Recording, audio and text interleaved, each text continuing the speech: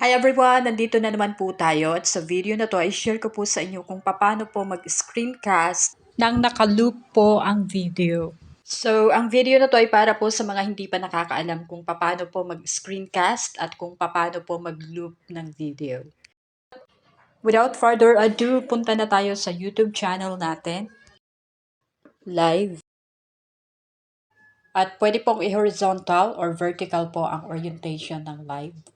I-click po ang pen sign. Tapos, lagyan nyo po ng title, description. At i-on nyo po ang screencast. And then, punta po kayo sa advanced settings. Enable monetization. Tapos, i-click nyo po ang arrow. Next. At i-on nyo po kung made or not made for kids po ang isi-share nyong video.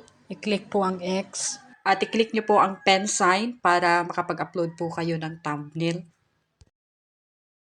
And then, i-next nyo na po.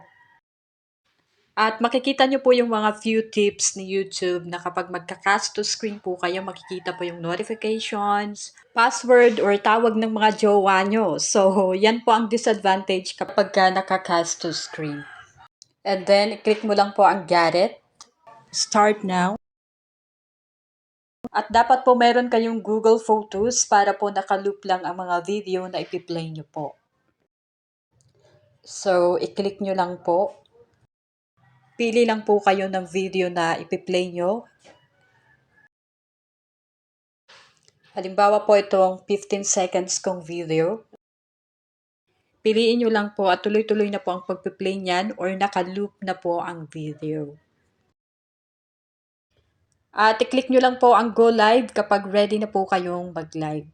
So, ganyan lang po mag-screencast at kung paano po mag-loop ng video.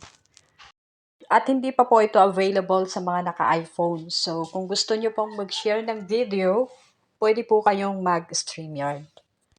That's all for today, guys. If you have any questions, suggestions, and corrections, feel free to do so.